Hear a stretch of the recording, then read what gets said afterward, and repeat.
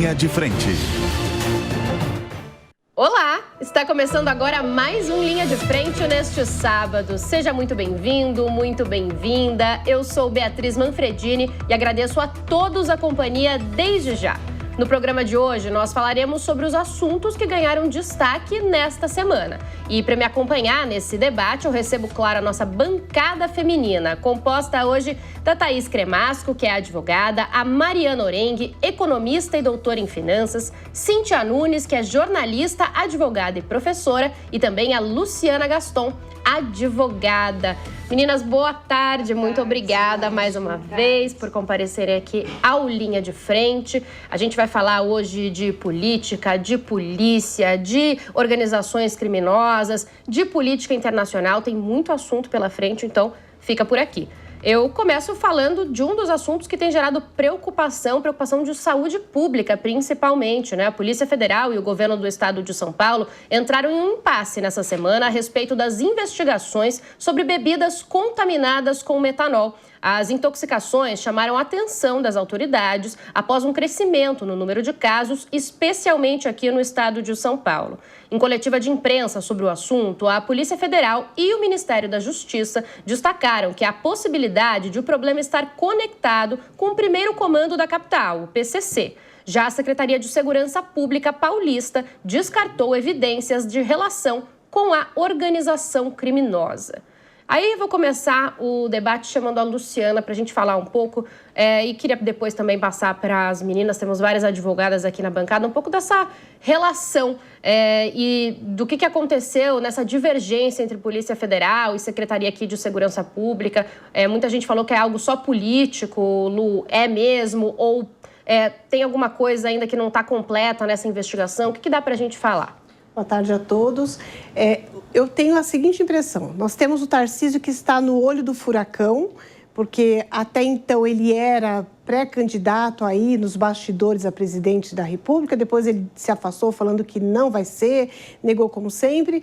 Nós tivemos o problema lá do nosso ex-delegado que foi assassinado e o governo paulista não aceitou ajuda da Polícia Federal, que criou ali, junto ao ministro Lewandowski, todo mundo, toda uma situação desconfortável.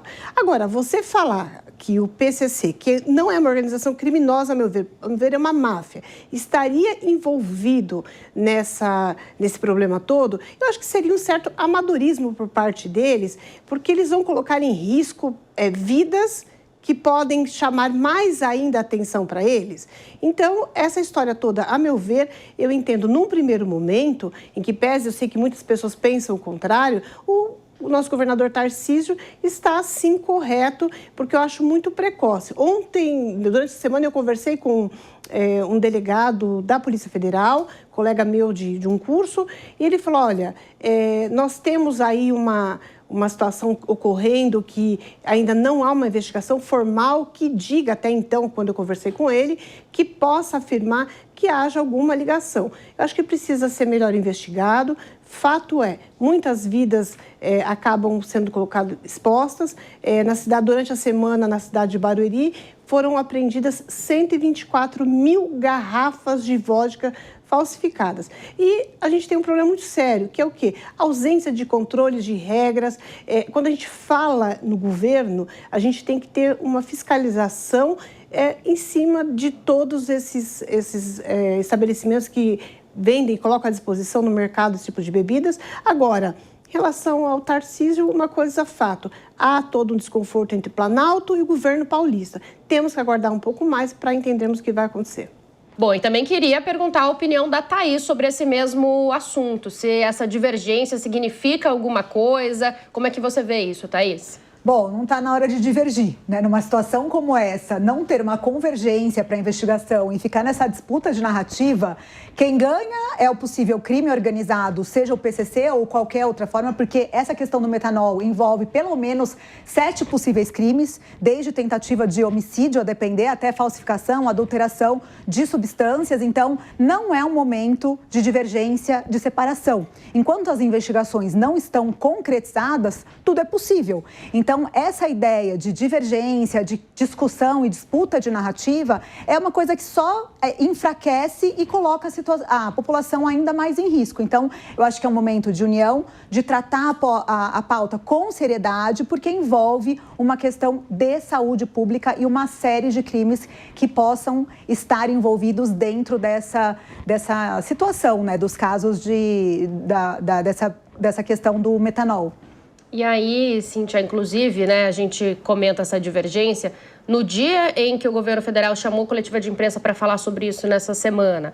Não tinha nada previsto ainda aqui no governo do estado, o governo do estado chamou depois, um criou uma sala de situação de emergência no momento, o outro também criou. Então, talvez esse trabalho também devesse estar sendo mais conversado, principalmente aqui em São Paulo, que é, pelo menos até o momento, o local que a gente tem uma maior concentração de casos, inclusive de mortes. Bom, boa tarde a todos, a vocês que nos assistem, nos ouvem, as minhas colegas de bancada.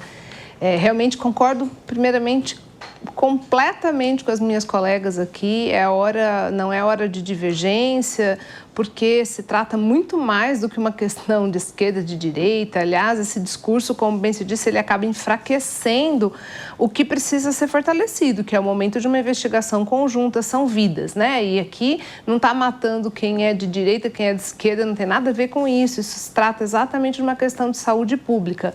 É fato que, e a gente não sabe exatamente todo o bastidor, porque toda investigação tem uma parte dela que acaba sendo sigilosa para não comprometer exatamente o seu resultado. Então, a gente não tem um alcance de quais são as medidas que são tomadas aí nos bastidores, mas, sem dúvida, é preciso que haja uma conjunção de forças para que seja identificado, porque na verdade não importa se é uma organização criminosa ou outra, o que acontece é que há um crime e vidas estão sendo ceifadas e de uma forma tão cruel, porque você está num momento de descontração com seus amigos, bebe alguma coisa, é gente ficando cega, é gente morrendo, então agora é um momento de que realmente assim se combata a causa. O fato, Beatriz, é que nós temos historicamente uma situação de desvio e contrabando e malversação de materiais, de bebidas, de alimentos, de uma série de coisas. Isso é um pequeno fio que está sendo puxado e, com certeza, talvez atrás disso venham outras descobertas de uma série de substâncias, medicamentos, um monte de coisas. Então, muito pode ser aproveitado nesse contexto para que uma investigação mais profunda venha. É, sim, preciso uma fiscalização de fronteiras, uma fiscalização de comércio irregular, não só taxação de coisas, mas uma fiscalização. Eu espero, honestamente, que os esforços da polícia, pouco importa se a gente está falando da Polícia Federal, se a gente está falando do Estado de São Paulo, que venhamos a descobrir e que outras vidas não se percam. Aproveitando esse gancho para chamar a nossa economista da rodada aqui para a mesa, Mariana, é um problema, a gente falou de saúde, um problema de segurança, mas também tem um problema econômico aí, né? Porque a gente está falando de bebidas possivelmente falsificadas, de até um cuidado para não divulgar, às vezes, nomes de alguns locais ou de marcas, porque a gente não sabe até que ponto uma marca, um local está realmente envolvido. Tudo isso mexe com a cadeia financeira do comércio também, né? Sem dúvida. Boa tarde, é um prazer estar aqui junto com vocês. Acho que é importante para quem nos acompanha ter uma ideia também do tamanho do mercado de bebidas no Brasil. É um mercado de mais de 30 bilhões de reais. É claro que 90% dele é cerveja, mas tem alguns dados interessantes que mostram que em 2024 a falsificação de bebidas destiladas no Brasil aumentou 25%. E esse é o dado oficial, é o dado que a gente consegue levantar, né? Imagina o que não é oficial. Eu sou uma fiel consumidora de azeite, eu também lembro que alguns meses atrás a gente teve um problema parecido com esse, que foi identificado no Rio de Janeiro. Então, a gente precisa olhar esse mercado com muito cuidado, porque é um mercado que cresce muito, cresce de 2% a 6% ao ano. E a gente tem que olhar os dois lados, oferta e demanda, né? Se de um lado a oferta pode estar sendo impactada por criminalidade, isso também vai levar, a Cíntia bem comentou, a problemas de saúde pública que tendem a impactar o orçamento. Eu me lembrei muito da discussão da Lei Seca, em 1920 nos Estados Unidos, o período da Grande Depressão, onde muitas pessoas, para ter acesso a bebidas, iam ali no mercado paralelo e, quando não morriam, ou ficavam cegas, que é o que já aconteceu aqui com a gente, ou tinham algum tipo de paralisia. E isso impacta a vida das famílias, impacta não só a vida da pessoa. Então, todas as comunidades ficam muito, sofrem muito com esse tipo de evento, né? Lu, por favor. Eu vi uma entrevista do Edson Pinto, que ele é diretor da Foresp, que é a Federação de Hotéis, Bares e Restaurantes. Ele disse que 36% das bebidas que são hoje comercializadas no Brasil, no segmento hoteleiro em especial e nos restaurantes, são falsificadas. E uma pergunta precisa ser feita: como está sendo feita a regulação dessas bebidas? Eu tenho uma experiência de passado, de ter trabalhado muitos anos em uma das principais importadoras do Brasil de bebidas, e há toda uma legislação, há todo um controle necessário para quê? Para garantir a qualidade desses produtos. Então, se o importador ele tem que se submeter a regras rígidas de compliance para poder importar, o porquê as empresas, quando recebem esse produto no mercado, também não têm esse controle. Então, eu acho que a fiscalização não está sendo adequada pelo órgão governamental que faz esse controle em todo o país, porque o problema não é só no estado de São Paulo. Já estão sendo noticiados no estado de Alagoas, em outros estados brasileiros, esse problema que está acontecendo aqui no estado paulista. Então, a gente precisa ter, sim, um controle maior por parte do Estado, uma fiscalização, e aquele que compra lá, o dono, o que é o dono do restaurante, da padaria, do mercado, ele precisa checar melhor. Hoje nós temos ferramentas do Portal da Transparência, lá do governo federal, que você consegue verificar se aquela empresa que está te vendendo é uma empresa que ela segue os padrões exigidos, se aquela empresa é legal, porque o que nós vimos aqui são depósitos clandestinos, fábricas clandestinas que apareceram de uma hora para outra durante a semana, com operações da Polícia Civil, da Polícia Federal, e ninguém nunca fiscalizou. Os municípios que tem lá um galpão, tem uma fábrica funcionando, nunca houve fiscalização, esperou que problemas maiores acontecessem, ceifando vidas, pessoas ficando hospitalizadas em estado grave para que alertasse sobre o problema. Então, eu acho que há sim uma falha na fiscalização desses fornecedores. E aí, já aproveito para inserir no debate que a Câmara dos Deputados aprovou um projeto para tornar crime hediondo a falsificação de bebidas. Precisa ali andamento, aprovou a urgência, né? Precisa agora dar andamento no projeto. E aqui em São Paulo também, os deputados da Assembleia Legislativa do Estado protocolaram um projeto de lei nesse sentido de aumentar a fiscalização, de tornar as regras mais rígidas para produtos falsificados. Isso pode ajudar, Thaís, ou não? A gente fala muito aqui no Linha sempre, né? Que toda vez que tem um problema no Brasil, ele vira lei. Então, isso vai resolver, pode ajudar ou talvez não seja isso?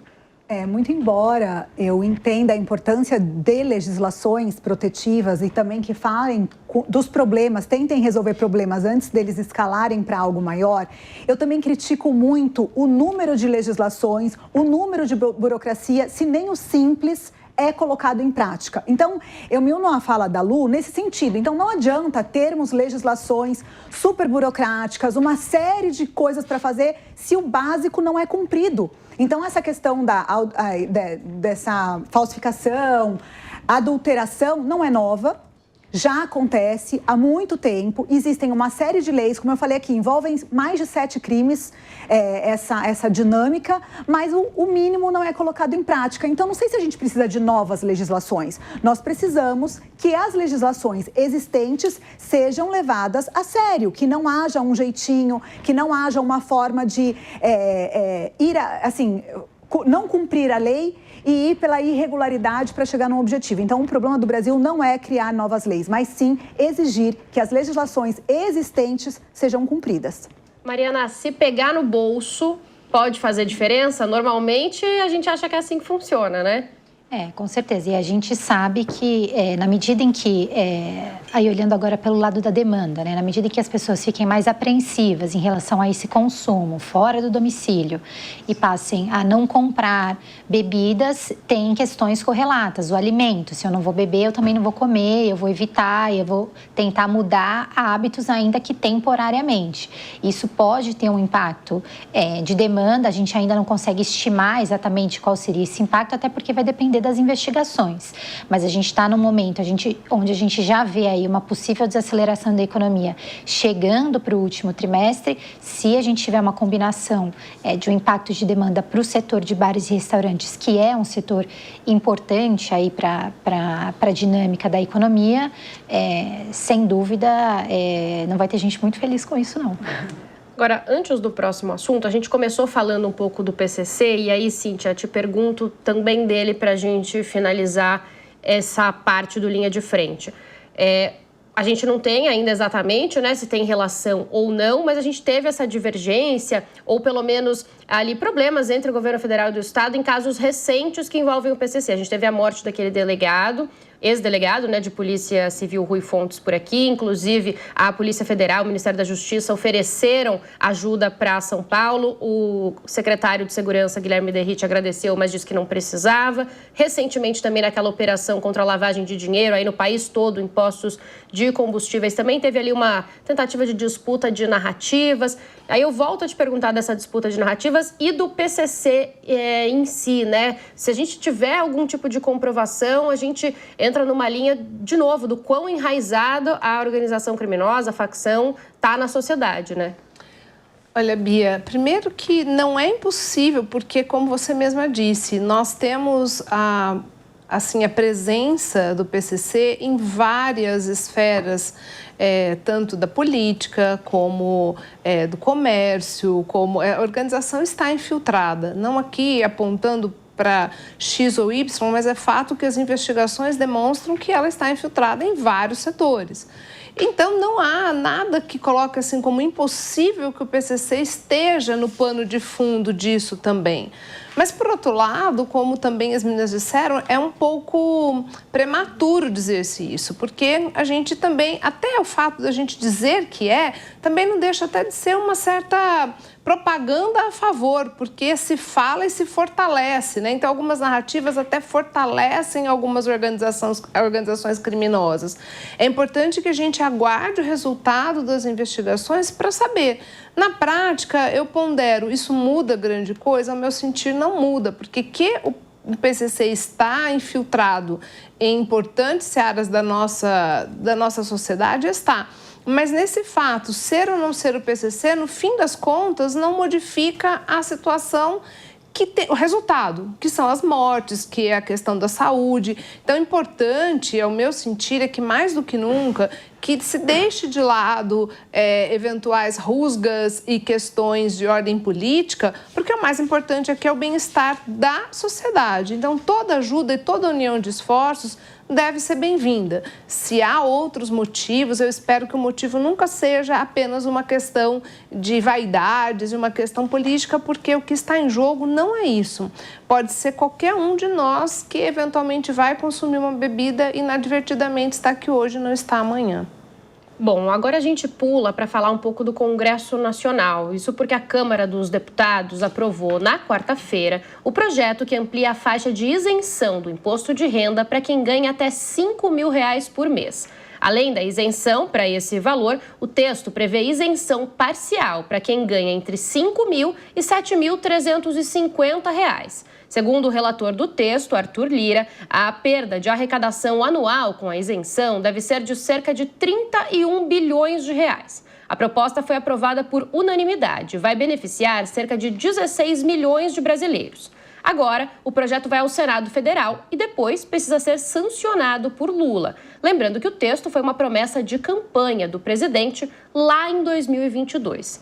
começar o imposto de renda com a Mariana, para explicar um pouco para a gente, né? Tem ainda, então, que passar pelo Senado, o presidente provavelmente sanciona, afinal, uma promessa dele mesmo, ele deu uma declaração logo depois falando sobre o assunto, mas só deve começar a valer lá para 2027, né, Mariana? E como que fica a situação dos cofres públicos, então, com essa isenção maior? Bia, é o seguinte, é sempre importante a gente lembrar que toda vez que a gente tem renúncia, e aí as estimativas estão justamente nessa faixa de 25 a 30 bi, você precisa ter uma fonte de compensação. E a fonte de compensação que a gente tem para essa medida específica é a tributação de alta renda. Então, aí o governo está focando nas pessoas que ganham acima de 600 mil, de 600 mil a 1 milhão. E aí a ideia é que você tenha uma alíquota progressiva que atinge até 10%. Então, tem a ideia ali de uma tributação mínima, porque alguns cálculos aí da Receita demonstram que hoje os indivíduos com alta renda acabam pagando uma alíquota efetiva menor do que 5%, na casa de 4%.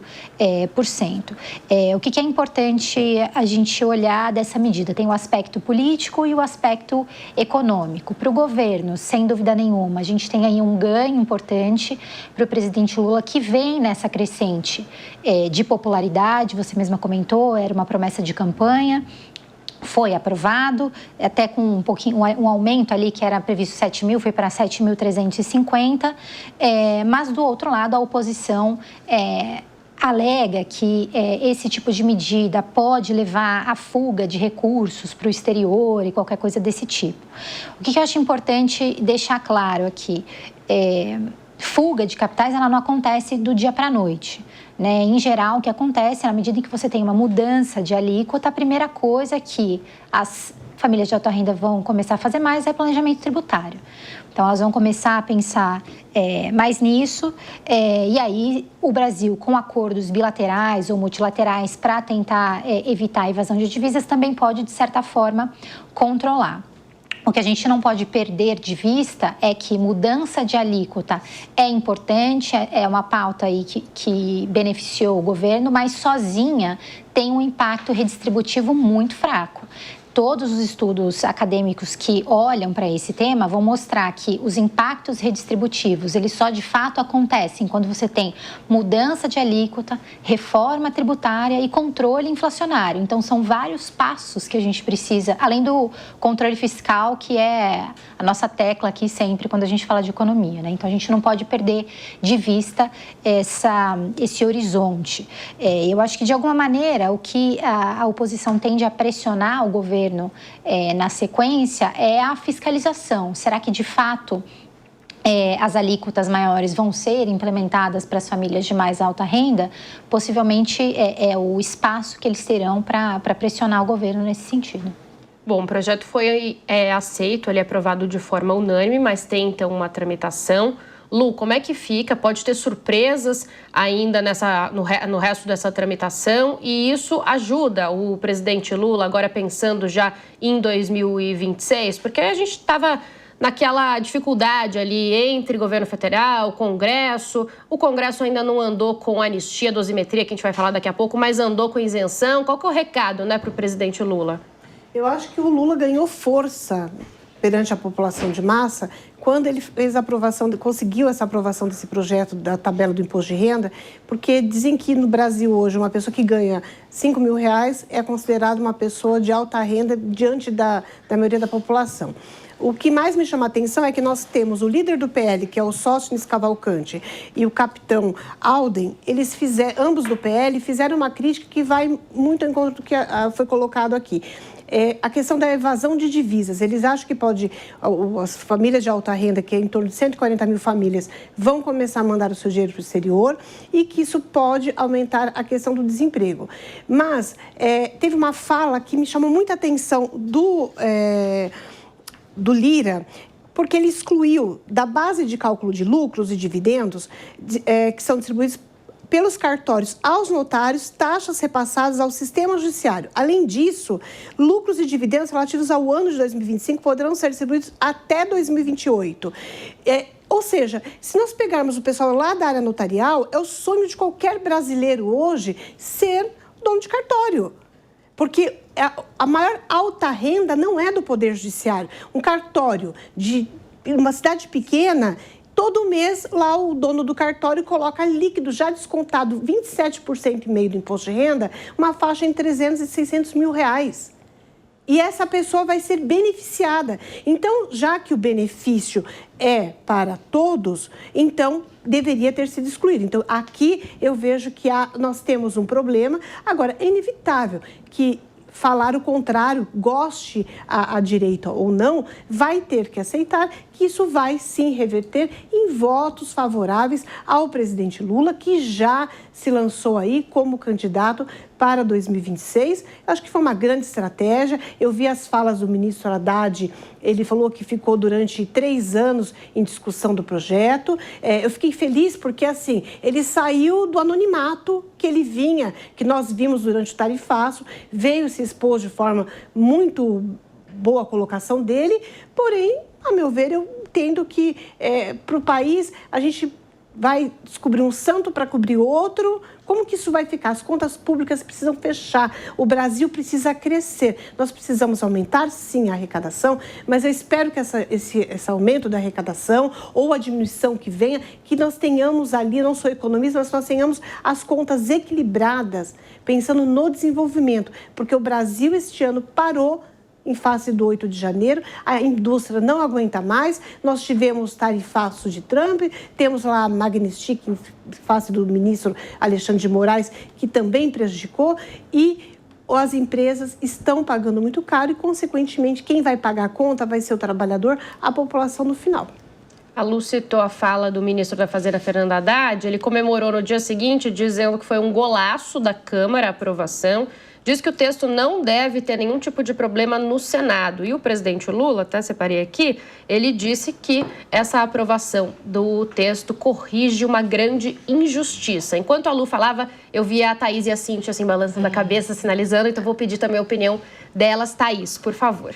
Bom, o artigo 3º da Constituição Federal, quando fala dos princípios da nossa nação, a justiça distributiva, uma sociedade livre, solidária, está entre os princípios da nossa Constituição Federal.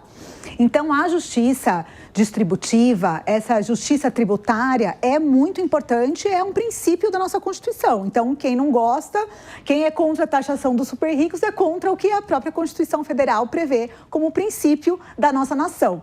Então, foi um golaço e é importante porque a aprovação unânime mostra que, pelo menos, a Câmara tem um pouquinho de vergonha na cara, né? Porque depois de tentar passar a PEC da blindagem/bandidagem, vem agora e fala, não, peraí, deixa eu agradar, porque a gente está falando de 40% da população brasileira que ganha essa faixa salarial.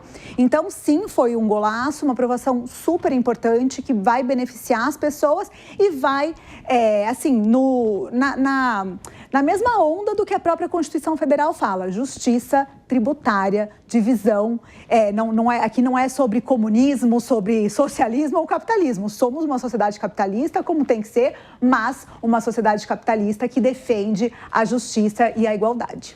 Cíntia, e nem tinha mesmo muito como os deputados agirem de forma contrária, né? É uma pauta difícil ali depois para encarar a população, principalmente um ano antes do ano eleitoral, né? Sem dúvida, porque é uma pauta positiva, né? Não dá para a gente, por mais que você seja que a gente tem eventualmente uma postura mais direita, mais esquerda, não dá para atacar nesse sentido, embora acho que e creio que há algumas distorções que poderiam ser corrigidas, até mesmo como a Luciana mencionou um exemplo aqui, mas de uma forma geral, quem que vai achar ruim termos uma grande parcela da população menos tributada? A única coisa só que me causa assim, sempre um pouco de espanto é que essas medidas vêm sempre assim a cabo de quando nós estamos às vésperas de anos eleitorais. E isso sempre vem em momentos críticos onde há uma baixa de popularidade, então vamos aprovar de toda forma um uso que muitas vezes ele é mais político do que propriamente de toda forma o resultado há de ser positivo. Por derradeiro, Bia, Eu entendo o seguinte, como se disse aqui, só uma medida não é capaz de trazer de volta o poder aquisitivo das pessoas, não é capaz de regular a economia, porque se de um lado a gente vai ter um ganho, de outro lado a gente vai ter uma perda. E nem sem fazer aqui um alarmismo, dizer que o dinheiro vai fugir, que tal, mas é preciso olhar como o mercado vai se comportar nesse sentido para a gente saber se a balança vai restar equilibrada e se a lição de casa vai ser feita, ou seja, a contenção do desvario de gastos públicos para que a gente tenha minimamente essa medida num conjunto de outras medidas, trazendo um resultado positivo para a população. Sozinha, a medida é boa? mas sozinha ela é eficaz? Ela é capaz de restaurar um estado de coisas? Não. Nós estamos num momento aí efervescente de tarifaço, de aumento de preços. Quem faz supermercado e faz feira vê que cada semana está mais alto, é uma coisa assim absurda, né? Você que nos assiste, que é dono de casa, que lida ali com a economia do dia a dia, sabe que eventualmente esse valor que deixará de ser tributado sozinho não é suficiente para trazer de volta, e não estou falando para um governo X ou Y, trazer de volta para uma tranquilidade, o existir, porque a nossa Constituição Federal também assegura a dignidade da pessoa humana e ela vem a cabo da gente ter dinheiro para pagar as contas no fim do mês. Mudando de assunto, mas permanecendo na Câmara dos Deputados, justamente porque a aprovação do imposto de renda ocorre em um momento de ânimos exaltados dentro do Congresso Nacional, enquanto ele ainda é um projeto, foi um projeto governista, a oposição ainda aguarda o andamento do projeto de lei da dosimetria ou da anistia. A gente não sabe exatamente ainda o que vai sair disso. O relator, o deputado Paulinho da Força, ainda está negociando com os partidos, além de tentar um acerto também com os presidentes da Câmara e do Senado. Entre os encontros, Paulinho esteve com deputados do PL, partido do ex-presidente Jair Bolsonaro, que tem resistido a um texto com a redução de penas. Então, tá um imbróglio essa situação, Na semana passada, Paulinho da Força achou que votaria esse projeto, acabou não conseguindo avançar justamente por conta aí de diversas resistências e forças diferentes e agora, então, não tem uma data exata ainda para isso acontecer. Thaís, o que você acha que sai disso? Porque o Paulinho da Força, ele falou que quer conversar com todo mundo, que está tentando abrir mesmo o diálogo, ele foi realmente da bancada do PC/B à bancada do PL, mas dá para tirar um meio termo de um assunto como esse? Você acha que o PL já começou a aliviar e ir para o lado da dosimetria, apesar de publicamente dizer que não? Bom, não dá para falar em anistia, porque a Constituição Federal impossibilita anistia para crimes dessa magnitude, Não existe anistia, está na Constituição Federal em crimes que envolvam tentativa de golpes do Estado, ação contra o Estado Democrático de Direito. Então, de novo, vamos esquecer sobre anistia. A dosimetria, ela já acontece dentro do processo penal.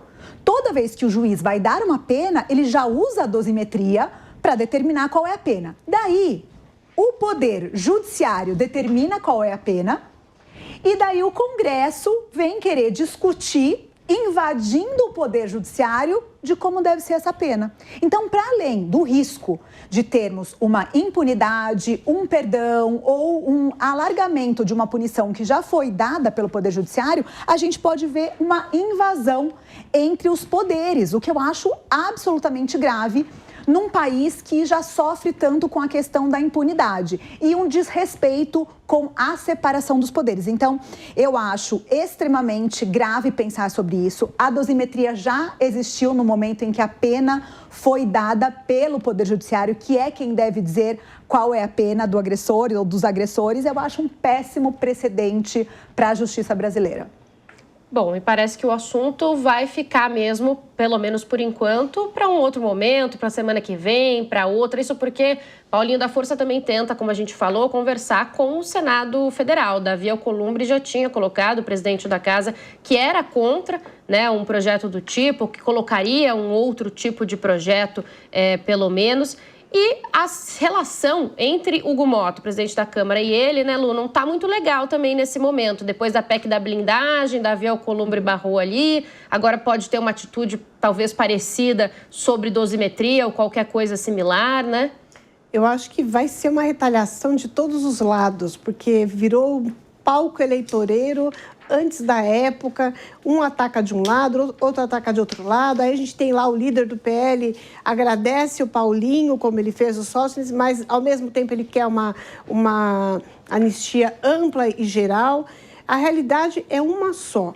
Eu acho que precisa, tanto o Congresso quanto o Senado, tomarem o caminho correto, que é fazer aquilo que eles têm que fazer dentro das suas competências. Eu concordo com a Thaís, invadir competência lá do Poder Judiciário, tira o poder das mãos do juiz, porque o juiz, quando ele vai aplicar uma pena, são 3 fases. A primeira fase, ele vai aplicar a pena base, a segunda fase, ele aplica a pena que tem que ser definida ali como provisória e, ao final, a pena definitiva. Então, se eu sou magistrada, eu vou ter que começar a pensar naquilo que a casa, aquilo que o legislador, qual é a intenção dos políticos. Nós precisamos ter uma estabilidade jurídica no nosso país. A insegurança jurídica virou muito grande e ambos lá são responsáveis, seja no Senado ou seja na Câmara dos Deputados. Enquanto houver essa briga toda, quem fica no meio, de novo, é o povo. A gente não pode transformar o nosso país numa briga política instável para a população. Teve o problema do 8 de janeiro? Teve. O problema lá foi dosimetria? Se foi. Houve um erro por parte do magistrado? Então, que se utilize os recursos adequados. Agora, ficar nessa briga, eu vou defender a anistia geral, eu vou defender revisão de pena. Então, a gente precisa ter um posicionamento, porque nem os grandes juristas brasileiros, especialistas na área, não conseguem mais entender para que lado ir. Agora, Cíntia, esse assunto que esquenta e esfria, ele está prejudicando, será, a eleição de 2026, esse pré-eleição que a gente já vive há algum tempo, falando da direita? Porque o que a gente ouve, até o governador de São Paulo, Tarcísio de Freitas, visitou o ex-presidente Jair Bolsonaro nessa semana, no início, né, da semana, na segunda-feira, e ele recuou até onde a gente sabe, até o que se fala, e o que a gente entende, o que dizem os aliados, é que só vai ser tomada uma decisão depois que passar esse momento de anistia, de dosimetria e de ver exatamente o que eles vão conseguir para o ex-presidente, né? Com certeza, mas eu penso que mais do que esse assunto que vai e volta, né, prejudica as eleições, prejudica o país, porque o país está parado este ano, vários setores andando com passos de tartaruga, com receio do que vai acontecer, do que deixa de acontecer, agora um pouco menos, mas na primeiro semestre muito mais, e isso prejudica a todos. E a direita, obviamente, se enfraquece na medida em que, enquanto há essa, por alguns, uma eventual esperança de que haja uma anistia, ainda pensando na possibilidade de que o ex-presidente Jair Bolsonaro possa ser candidato, a gente fica sem o lançamento efetivo de um nome. E isso só enfraquece, porque a esquerda tem o seu nome, está desde sempre dizendo a que veio, está aqui. Nosso nome é esse, é o presidente Lula, e nós estamos lidando desta forma. Enquanto isso, a direita tímida, que não ata nem desata, e com certeza o resultado das eleições vai tomando um rumo que para a direita não é, penso eu, o rumo sonhado. Para mostrar para vocês esses números, então, sobre a aprovação do governo Lula, que subiu depois do presidente dos Estados Unidos, Donald Trump, declarar em seu discurso na Assembleia Geral das Nações Unidas, lá no dia 23 de setembro, ter tido uma química muito boa com o presidente brasileiro. A gente tem a arte, inclusive, para mostrar para quem nos assiste pela TV e pelo YouTube. O levantamento foi realizado pelo Poder Data de 27 a 29 de setembro e mostra que o governo é hoje aprovado por 44% dos eleitores e desaprovado por 51%. A pesquisa também questionou os entrevistados sobre como avaliam a condução de Lula à frente do Palácio do Planalto. A maior parte dos eleitores, 43%, declaram ser ruim ou péssima. Outros 23% afirmam ser boa ou ótima e 32% dizem ser regular. Vou pedir um comentário da Thaís sobre esse assunto, para a gente continuar esquentando. A Lu já tinha comentado no bloco anterior que todos esses assuntos recentes fortaleceram o presidente Lula. Você também vê assim, Thaís? Com certeza, né? Tinha um descrédito muito grande por parte da forma como ele foi conduzindo essa questão de ter dobrado a aposta na soberania. E o resultado, né, mostrando que o Trump recuou, que bateu aquela química, e bate mesmo, porque o Lula é um estadista, ele sabe o que ele está fazendo. Então, quando vem essa resposta, o brasileiro que tem essa síndrome muitas vezes de achar que nos Estados Unidos tudo é maravilhoso, acaba falando, nossa, mas se o Trump gostou, eu também vou gostar. Então, na verdade, teve um impacto muito positivo, porque ele estava sendo descredibilizado com essa narrativa que a direita tentou fazer de dizer que o Brasil não era democrático, que o Brasil estava perseguindo pessoas. Então, foi muito importante a fala dele na ONU e que bom que isso teve um impacto positivo. Mariana? Eu acho que a gente também não pode esquecer uma questão de popularidade interna do presidente americano, né? Apesar da gente ter essa figura que brilha, assim, do presidente Lula, o presidente Trump sabe que ele tem sofrido quase uma crise, uma convulsão social dentro do seu próprio país, e muitos analistas afirmam que as pessoas mais próximas ali do governo já estão sinalizando a ele há algum tempo que há essa necessidade de aproximação com o governo brasileiro, especialmente por conta de produtos que estão absolutamente tarifados, como é o caso do café, e nós somos um dos principais fornecedores desse tipo de insumo. Existe aí uma expectativa de que eles se encontrem na cúpula da ASEAN no final do mês, mas vários integrantes aí do governo Lula enxergam esse encontro com certo ceticismo, né? Porque eles entendem que para o presidente americano isso tem muito a ver com o seu jogo interno dentro do país, como é que ele vai agradar o seu eleitorado. Então, essa questão de popularidade interna para eles entendem que é muito mais importante do que efetivamente a química.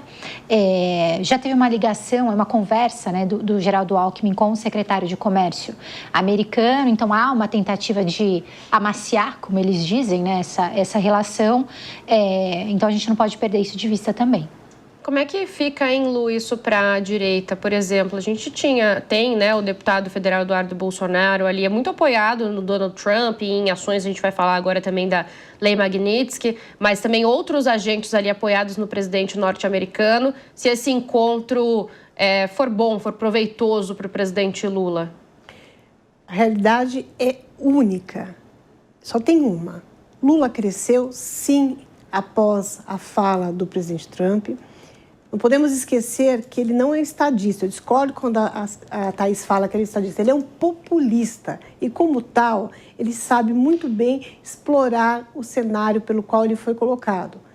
Eduardo Bolsonaro está lá nos Estados Unidos, se diz muito próximo do presidente Trump, se diz que quer ajudar a direita, mas, a meu ver, é uma crítica pessoal minha, ele somente prejudicou, porque a direita perdeu o time para ter lançado um grande nome para concorrer às eleições de 2026. Hoje nós não sabemos se é Zema, se é Tarcísio, se é Ratinho Júnior, se é Caiado, se é Michele, quem será o presidenciável da direita.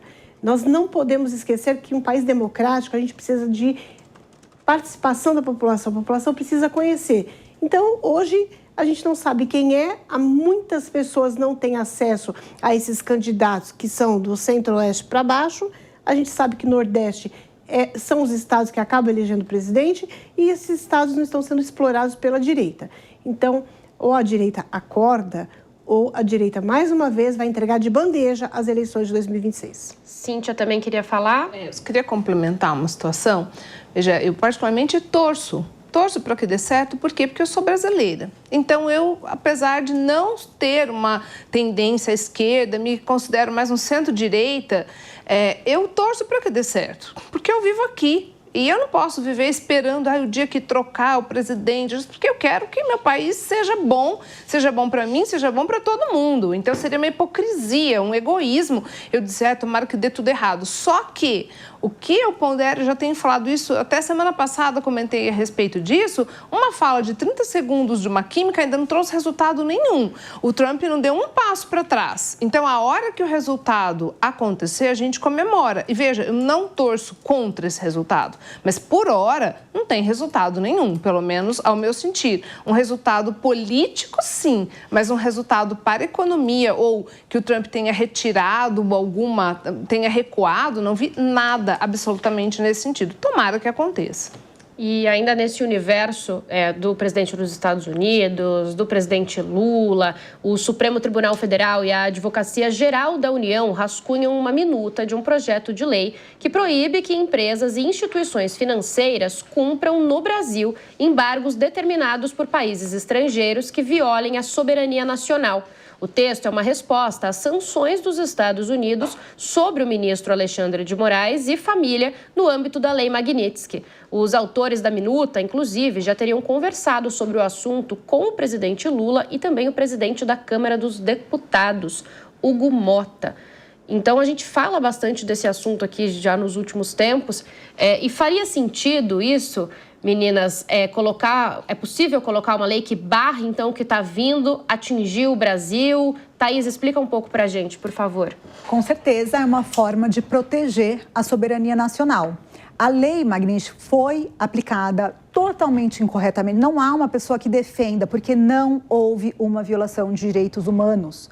Um juiz, quando dá um voto, conduz um processo, ele não pode ser visto como um infrator, como um agressor de direitos humanos por ter aplicado a lei brasileira num caso específico no Brasil. Então, a aplicação foi absolutamente errada e essa forma de tentar corrigir, demonstrando que a nossa soberania não será atacada, eu achei de essencial importância para demonstrar que o STF tem segurança no que está falando e que não vai aceitar nenhum tipo de infiltração de poderes ou desmandos norte-americanos para tentar diminuir ou calar a soberania do país. Então, para mim, está totalmente acertada, tem que ter essa proibição de embargos, porque o Brasil é soberano. Para a Lu também, mesma coisa ou diverge? Eu concordo no que condiz à questão da soberania brasileira.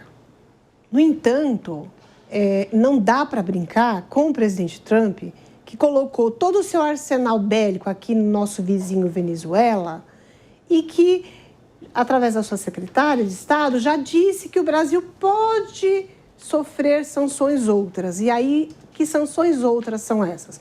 Eu acho que faltou diplomacia desde o começo, então agora a gente vê aí o pessoal se movimentando, tanto quanto tardio. Mas eu entendo uma coisa, acabaram com a vida do ministro Alexandre de Moraes, porque os reflexos passaram da pessoa. No Brasil nós temos uma regra que a pena não passa, uma vez a pessoa sendo condenada aqui, a pessoa do condenado. Então eu fico imaginando, ele tem 3 filhos. Se eu tenho um filho, eu não quero que o meu filho sequer namore e case com a filha dele para não sofrer nenhum tipo de retaliação.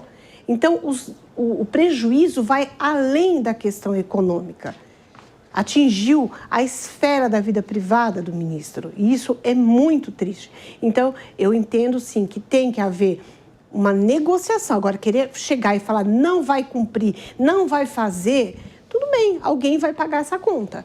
E essa conta vai ser uma conta alta. Então, novamente, diplomacia. A gente precisa que o nosso presidente dê um passo atrás, sente para conversar, junto com seus assessores, com o presidente norte-americano e chegue numa conciliação, porque daqui a pouco o cenário vai piorar. E quando a gente fala de lei Magnitsky, a gente está falando de sanções econômicas também, né? E aí, Mariana, como é que a gente consegue pensar sobre esse assunto, então? Porque a gente está falando de bancos internacionais que mexem, né, com vários países, com contas de uma pessoa em outro país. Como que a gente pode analisar sobre esse aspecto uma possível lei, então, que barre esses acontecimentos? Acho que é importante destacar, e eu acho que a gente até chegou a conversar disso há um tempo atrás, a lei Magnitsky não tem a ver com banir uma instituição financeira do SWIFT, por exemplo, né? Só que ela dificulta muito a vida dessas instituições na medida em que a gente está falando de bancos brasileiros que precisam fazer compensação em Nova York. Então, toda essa triangulação do comércio internacional, nossa moeda não é conversível, ela passa pelo dólar, todas as transações feitas em dólar. Então, um aumento de magnitude desse tipo de lei pode, sem dúvida, enfraquecer aí muitas empresas que precisam operar internacionalmente. Eu achei interessante, em uma das falas do ministro Gilmar Mendes, porque ele e a comissão, né, alegam que o modelo da comissão vai ser o modelo utilizado pela Europa.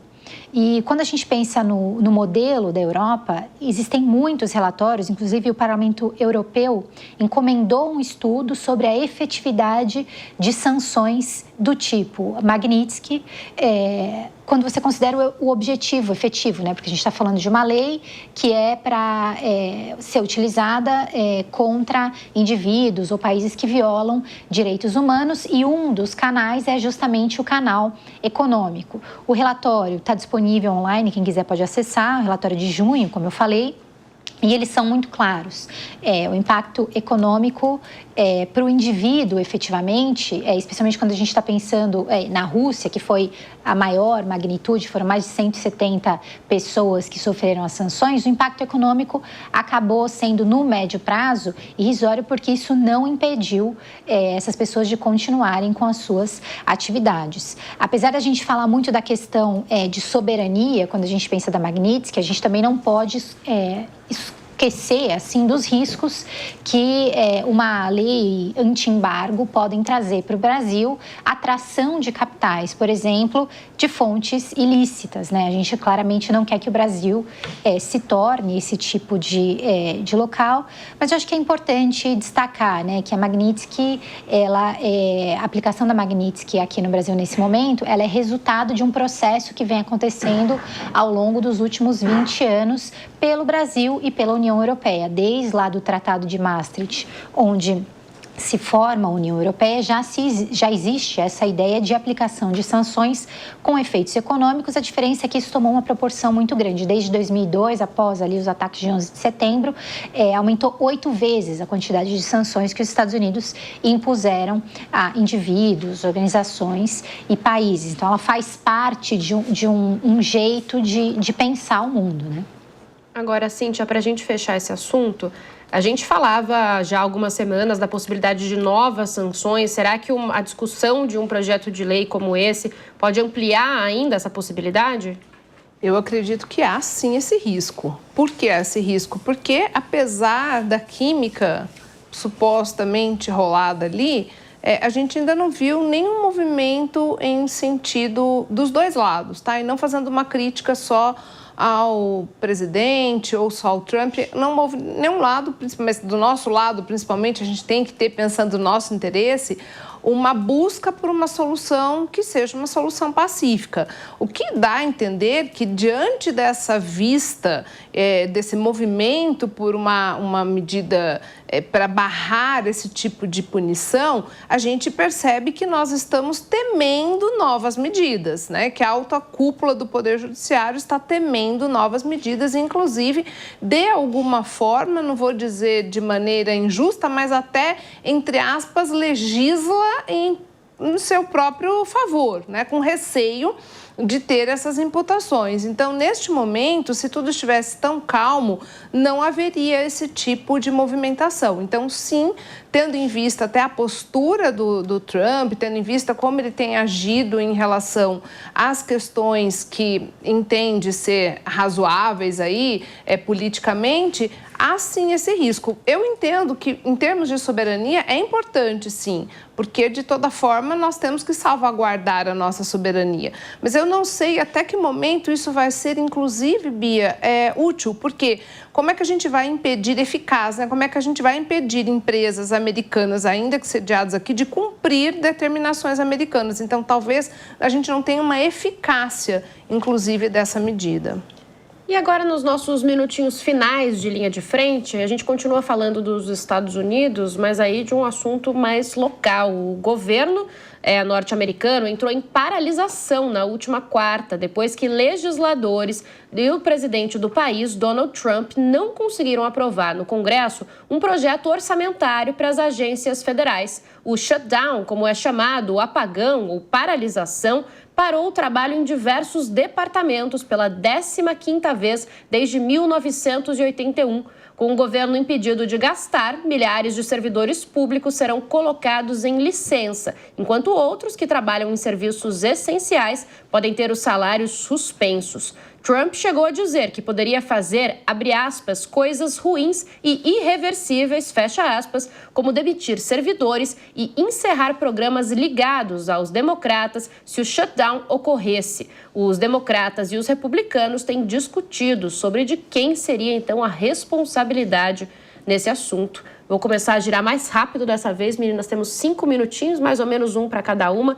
Mariana, conta um pouco pra gente. Os impactos financeiros de uma paralisação como essa são grandes, né? Sem dúvida. As estimativas aí mostram que a gente pode ter uma perda de 0,1% a 0,2% do PIB por semana em que o shutdown efetivamente aconteça. No último governo do Donald Trump, a gente teve uma paralisação recorde de 35 dias. A anterior a isso foi no governo Obama, de 21 dias. E é uma arma que os democratas estão tentando utilizar contra o governo americano, muito por conta, né, das questões de saúde, como a Bia mesmo comentou, e dos impactos do DOGE, né, que foi aquele Departamento de Eficiência Governamental. As entidades soltaram dados aí essa semana, mostrando que, se você olhar, por exemplo, os setores de educação, recursos humanos e desenvolvimento urbano, você tem uma queda de pessoal de acima de 30% para cada um deles. Então, é super relevante. Então, os democratas também tentando usar aqui, cada um usando a narrativa do lado que melhor lhe favorece, né?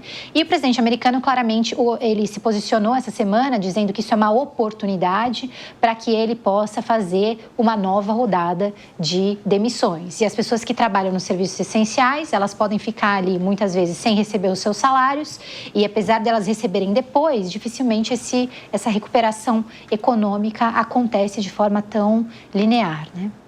Thaís, sobre esse assunto, surpreende um movimento como esse agora, no início ainda do mandato de Donald Trump, que parece que já aconteceu tanta coisa, né? Exato. Não surpreende, porque para o Trump quem vai pagar sempre a conta é o trabalhador, e ele vai usar essa pauta para perseguir funcionários públicos, que é algo que ele sempre gosta de fazer. Então vai ser uma crítica para o funcionalismo público, lamentável que quem vai pagar essa conta é o trabalhador. Lu, com você agora, então, também para a gente ir encaminhando para o fim. O que a gente pode tirar do que está acontecendo nos Estados Unidos? E há uma expectativa de que seja um shutdown demorado dessa vez, inclusive, né? O último shutdown durou 35 dias e trouxe prejuízo de 3 bilhões. Eles fazem uma previsão agora que uma semana vai ter um custo de 15 bilhões.